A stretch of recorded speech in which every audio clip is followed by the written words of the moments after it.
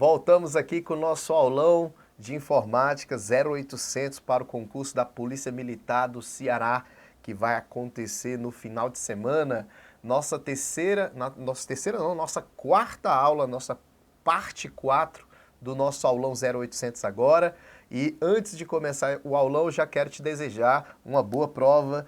Conte conosco aqui do Estúdio Aulas, conte comigo, professor Léo Matos, sempre que a gente puder ajudar vocês com conteúdos de qualidade e também gratuitos, nós vamos estar colaborando.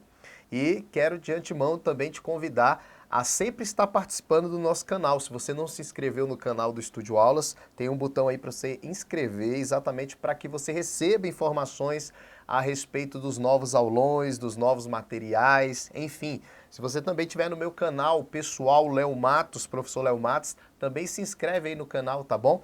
Que isso vai te fazer bem, porque você vai receber todas as notificações das minhas dicas, dos meus conteúdos gratuitos. Tudo bem? Então conte conosco aqui do Estúdio Aulas e em breve quero ver seu nome na lista dos aprovados, beleza? Vamos lá! A questão que eu separei agora foi a questão do Microsoft Excel, uma fórmula falando assim: considerando o Excel, versão português e a planilha a seguir, assinale a alternativa que apresenta o valor correto que será exibido após a execução da seguinte fórmula. Sempre que nós temos uma fórmula desse tipo, vocês têm que se preocupar bastante com o quê? Com a ordem do cálculo. Essa questão aqui foi muito fácil, mas você tem que tomar cuidado. Sempre que tiver uma fórmula dessa, a primeira coisa que você faz na fórmula são os parênteses. A segunda coisa que você faz na fórmula é a potência. A terceira que você faz na fórmula é a multiplicação ou a divisão. E por último é que você faz a soma ou a subtração. Então você tem que fazer essa ordem na hora do cálculo. Você tem que fazer essa ordem na hora do cálculo. Então vamos imaginar que eu tivesse uma fórmula assim, ó. A3 mais B1 multiplicado por 3 menos A2. Então, ó, a primeira coisa que eu tinha que fazer aqui era a multiplicação, ó. B1, que é 5, olha aí, 5 vezes 3. Então, eu ia fazer primeiro a multiplicação, que daria o quê?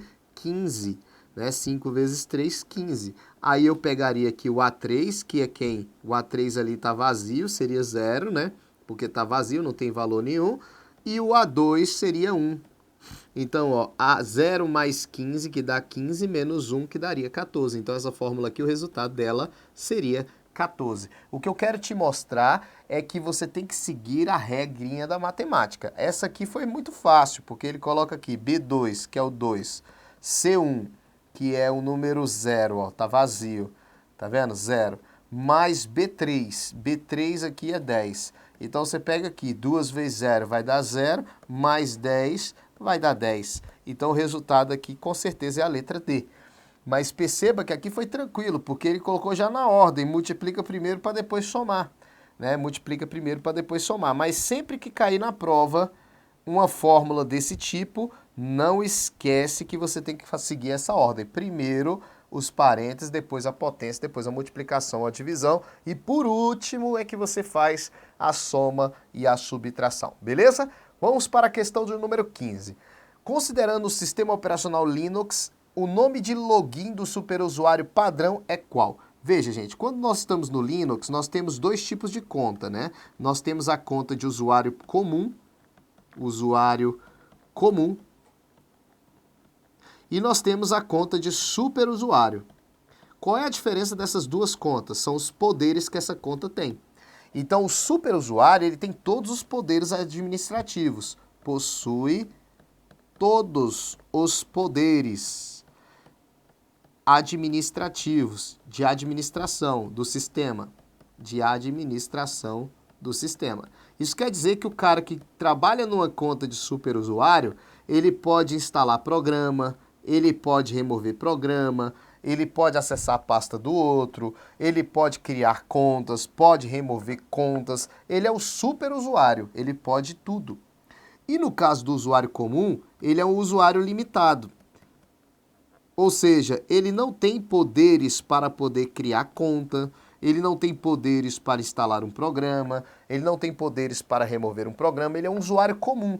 só tem a função de usar ali o computador para o dia a dia, abrir os programas, salvar os seus arquivos na própria pasta dele mesmo.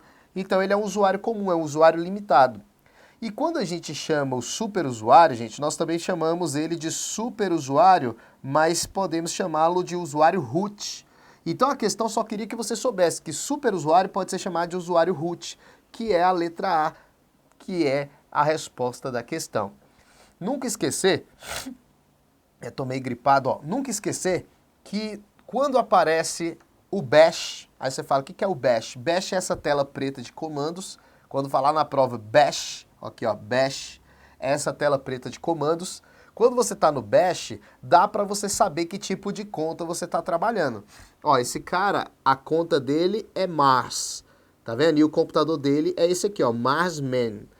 Então, Mars é o nome de usuário dele, Marsman é o nome do computador dele. E aqui indica que tipo de conta ele está trabalhando. Aqui tem um sinal de cifrão. Que tipo de conta ele está trabalhando? Vamos lá. Sempre que for o usuário comum, aparece o cifrão. Sempre que for superusuário, aparece o jogo da velha. Então, o superusuário, o usuário root, aparece o jogo da velha. E o usuário comum aparece o cifrão. Tem que tomar cuidado, porque um monte de gente vai confundir. Vai falar S de superusuário. Ou então, cifrão, tem dinheiro, superusuário. Nada a ver. Cifrão, usuário comum, jogo da velha, superusuário. Tudo bem? Se cair na prova. Vamos para a próxima questão. Questão de número 16. Um usuário do Excel 2010 ou superior necessita referenciar a célula B5 da planilha 2, olha aí, B5 da planilha 2, plan 2, na célula 3 da planilha 1, plan 1. O comando correto a ser digitado pelo usuário é qual? Veja, essa questão é uma questão de referência, tridimensional. É uma questão de referência 3D, tridimensional. Esse tipo de referência no Excel, ele faz referência a planilhas externas. Faz referência a planilhas externas. Então quer dizer que você está em uma planilha e você quer fazer referência a uma outra planilha. Quer ver? Vamos lá no Excel. Vamos sair daqui, vamos lá no Excel. Olha aqui. Eu vou colocar alguns dados aqui. 10, 20, 50. 10, 20, botar 20 aqui, 30 aqui. Pronto. E aqui embaixo eu estou na plan 1. Perceba que eu estou na plan 1. Eu vou entrar na plan 2, ó. Cliquei aqui e vou entrar na plan 2. Vou dar um zoom aqui para ficar melhor. Pronto. Na plan 2 eu vou botar o número 100 e o número 500. Então eu vou voltar para plan 1, ó. Vou voltar para plan 1. Então eu vou colocar uma fórmula igual a 1 mais A1. Quando eu coloco A1 mais A1, o Excel entende que é para pegar o A1 da planilha que eu tô, da planilha corrente, da planilha ativa. E se eu quiser pegar o A1 dessa planilha que eu tô e somar com o A1 da planilha 2? Aí eu chego aqui e coloco assim, ó. Plan 2, exclamação A1. Que aí eu tô falando, Excel, pega o A1 da planilha que eu tô e o A1 da planilha 2 e faz o cálculo. Isso é uma referência tridimensional, ó. Vou dar um Enter, o resultado é 110. O que ele fez? Ele pegou esse aqui, que eu vou pintar de amarelo, ó, que é o A1 dessa planilha 2, e pegou o A1 dessa planilha que pintei de amarelo, deu 110. Olha lá. Se eu colocar aqui A3, ele vai pegar a planilha 3, a planilha 2, a célula 3, que não tem nada. Vou botar A2, vamos lá. A2. Aí já vai dar 510, olha lá. Porque ele pegou esse valor aqui, o 500, que é o A2, e somou com 10 aqui, deu 510. Então isso é uma referência tridimensional. Então olha para cá. Essa referência tridimensional, então, ela tem qual escrita no Excel? A escrita no Excel é, coloco igual, o nome da planilha, coloco o nome da planilha e a exclamação, o endereço da célula. Se fosse no Excel é assim, né? Vou botar aqui, Excel. Agora, se fosse no Calc do BR Office, aí você vai mudar. No Calc é o nome da planilha. Olha o que muda do LibreOffice Calc, do BR Office. E o endereço da célula. Então, no Calc, em vez de ser exclamação, é um ponto, em vez da exclamação. Então, aqui, ele fala o que na questão? Ele quer fazer uma referência ao B5 da planilha 2. Então, se ele quer fazer uma referência ao B5 da planilha 2, seria isso aqui, ó. Plan 2, exclamação B5. Olha aí. B5 da planilha 2. Isso é uma referência que ele está pedindo. Aí ele fala, na célula A3 da planilha 1. Então, o cara está na célula A3 da planilha 1, ele está na célula A3 da planilha 1 e quer referenciar B5 da planilha 2. Então, o endereço é esse, ó, B5 da planilha 2. A resposta só poderia ser a letra D. Ele está na célula A3, ele está assim, ó, ele está na célula A3. Ele está nessa célula aqui, ó, que eu vou destacar. Ele está nessa célula aqui da planilha e quer fazer referência à planilha 2. Então, eu vou botar aqui a referência da planilha 2, exclamação, o B5. B5 da planilha 2. Se fosse no calc, em vez dessa exclamação aqui no calc, seria somente um ponto. Beleza? Então, a questão 16 a gente matou letra D. Vamos para a questão 17. Questão 17 diz assim, o usuário de um computador deseja fazer um backup, uma cópia de segurança de seus arquivos. Para isso, ele utilizará um dispositivo de armazenamento, uma memória para armazenamento. Assinale a alternativa que não poderá ser utilizada por este usuário para fazer sua cópia de segurança. Veja, em um DVD, eu posso colocar um arquivo como cópia de segurança? Sim. O DVD, sim, eu posso fazer uma cópia de segurança. Não é o mais recomendado, até mesmo porque o DVD, o CD, o Blu-ray, sendo memórias ópticas, eles descascam fáceis, a estrutura dele descasca fácil. Não é a memória mais recomendada para um backup, mas pode ser feito backup? Pode fazer uma cópia para ele? Pode sim. E num CDR, pode também fazer uma cópia? Sim, num CD pode sim copiar. E o CDR você pode copiar. O DVD-ROM também você pode copiar. O DVD-R, né? DVD-RW também você pode copiar para ele, porque ele permite leitura e escrita. Leitura e escrita. Veja bem, o HD externo, pode ser copiado um arquivo para o HD externo como cópia de segurança? Sim, pode. Você pode copiar para um HD externo. Memória RAM, aí não. Essa é a resposta da questão. Por que eu não posso fazer um backup para a memória RAM? Porque a memória RAM tem as seguintes características. Esse chip de memória RAM, ele é volátil. Se ele é volátil, você pode o quê? Armazenar somente enquanto o computador está sendo energizado. Depende de energia. Ou seja, o computador só armazena dados aqui enquanto o computador está ligado.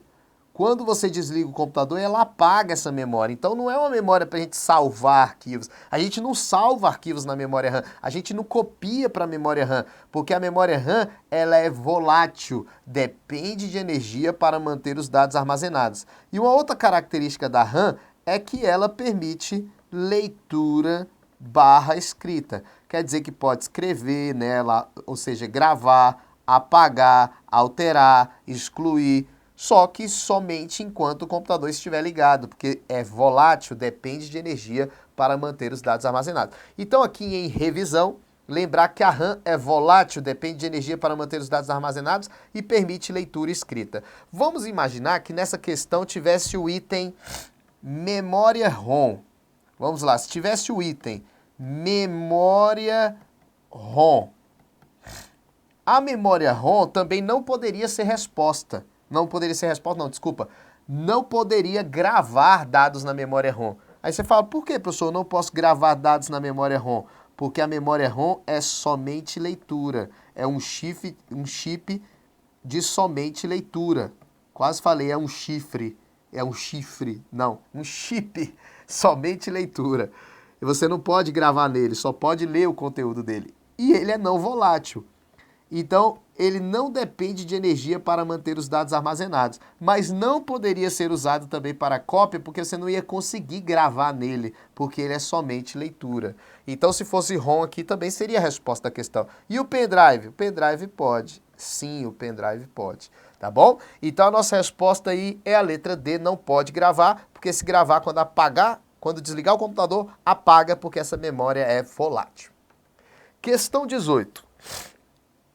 Em informática, um vírus de computador é um programa malicioso que só tem como objetivo prejudicar o sistema e o usuário. E nunca esquecer que o vírus ele é um programa que infecta, ou seja, é um programa que se torna parte de outros programas. Infecta, se torna parte, necessita de um hospedeiro, nunca esqueça. O vírus que infecta parte da inicialização do sistema operacional é ativado quando o disco rígido é ligado ao sistema operacional e o sistema operacional é carregado. Esse vírus denomina-se o quê? Gente, vocês têm que lembrar basicamente desses vírus aqui, ó. Você tem que lembrar basicamente desses 4 vírus.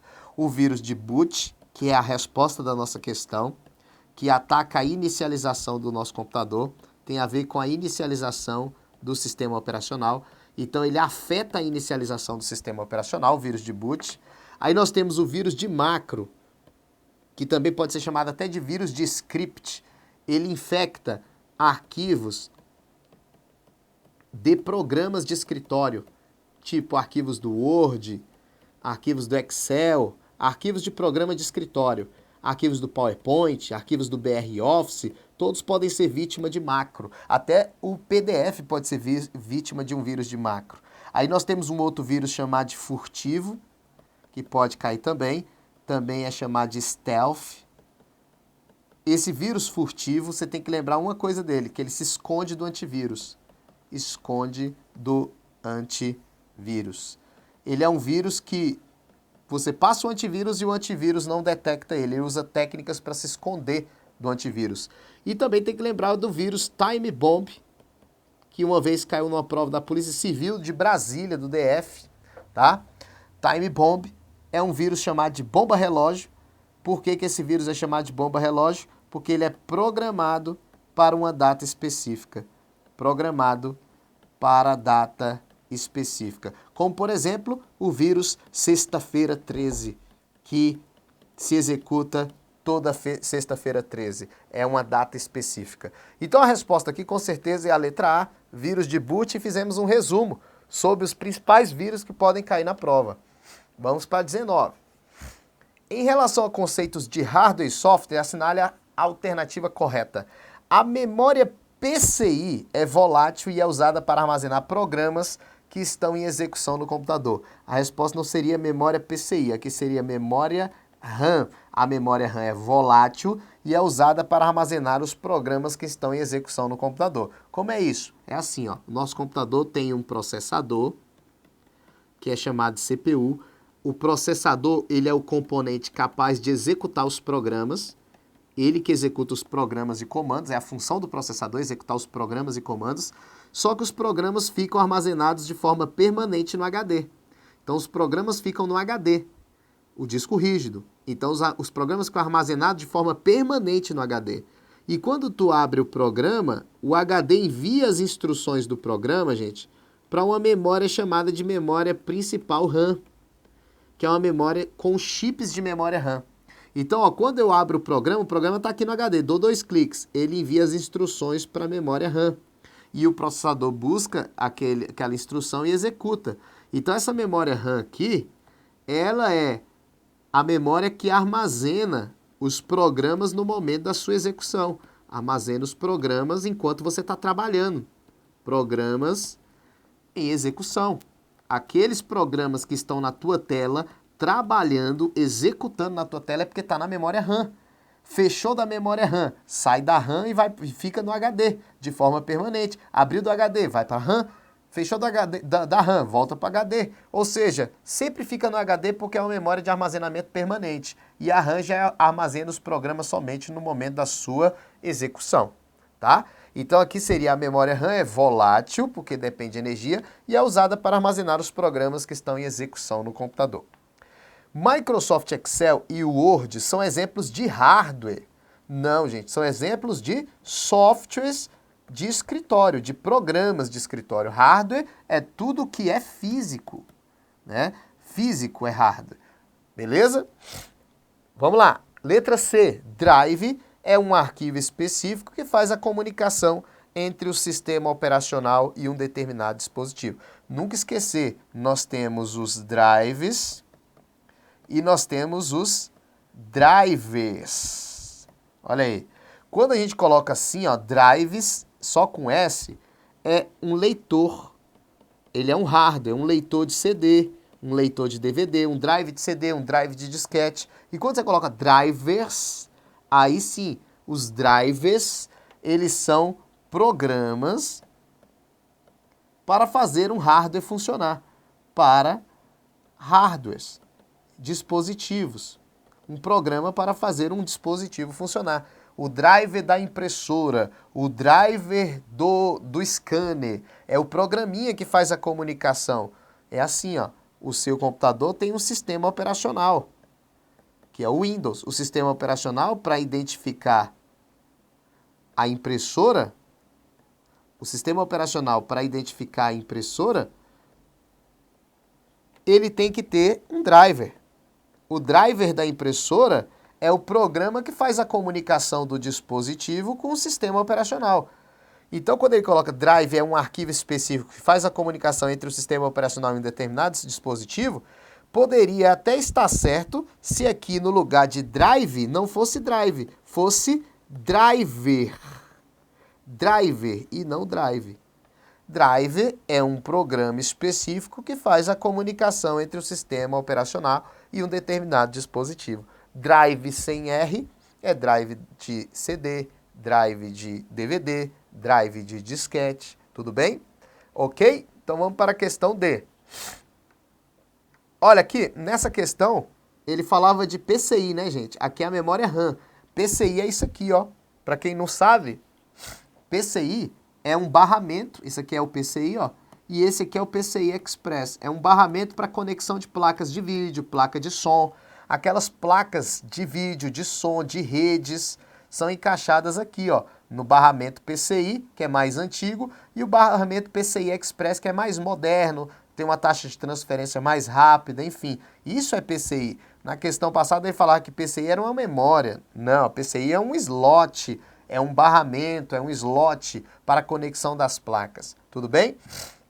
Vamos lá. A memória RAM mantém o computador que não é provido de bateria funcionando, mesmo com a ausência de energia elétrica. Já está errado. A memória RAM funciona apenas com energia elétrica, porque a RAM, como a gente já viu, ela é volátil. Beleza? Então esse item está errado. Vamos ver o outro. Pendrive é um dispositivo portátil de armazenamento, porque você pode levar para qualquer lugar, com memória flash, ou seja, o chip que tem dentro do pendrive. Que está o pendrive? O chip que tem aqui dentro é um chip de memória flash, né? Uma memória flash.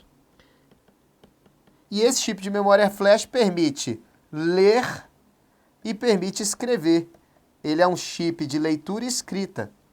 Olha lá, sejam lidos, que permite que os dados sejam lidos, gravados e regravados. Então esse é o nosso item verdadeiro, tá bom?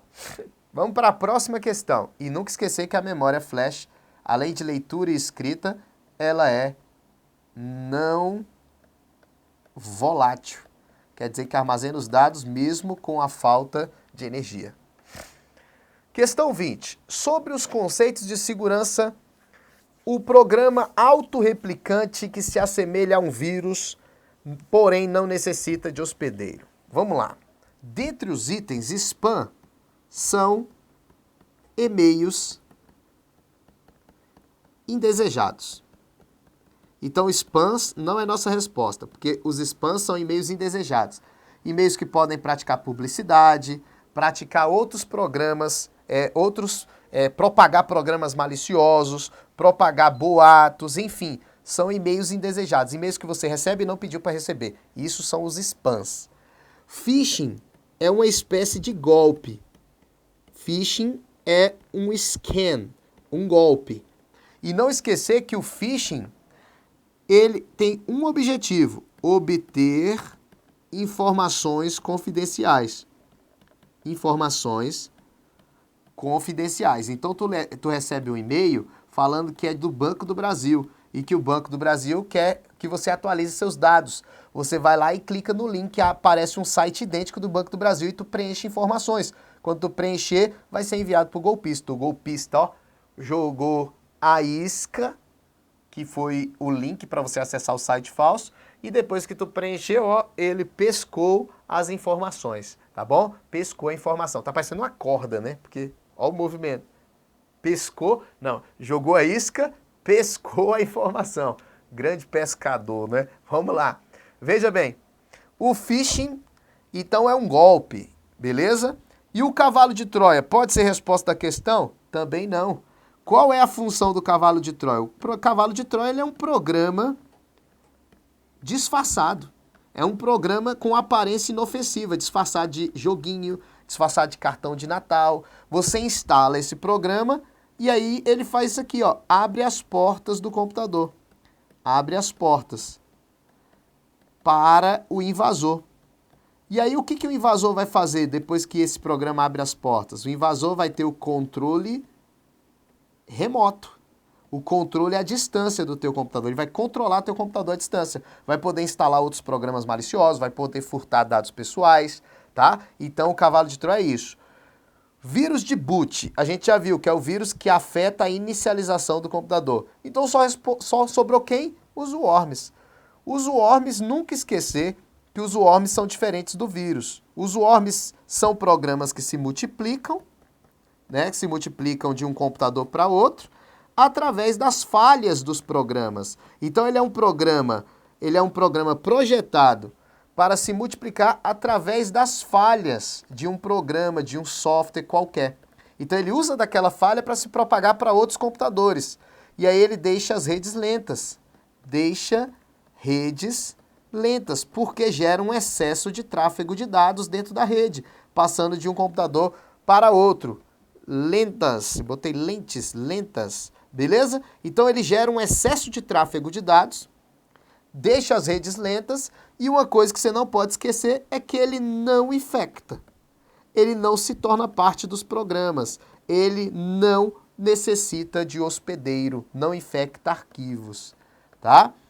Então por isso que ele fala, o programa autorreplicante que se assemelha a um vírus, pois não necessita de um hospedeiro, porém não necessita de um hospedeiro.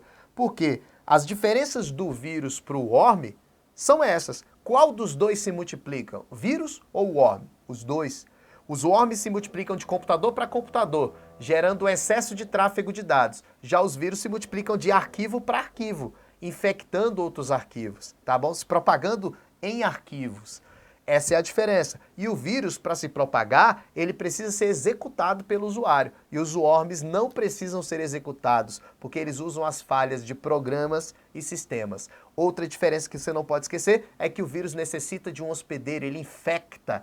E o worm não necessita de um hospedeiro. Beleza? Voltando na questão, marcar com convicção a letra E já está marcada na questão de número 20. Beleza, galera? Finalizamos aqui, quero te desejar uma boa prova da Polícia Militar do Ceará e não se esqueça, pode contar com a gente.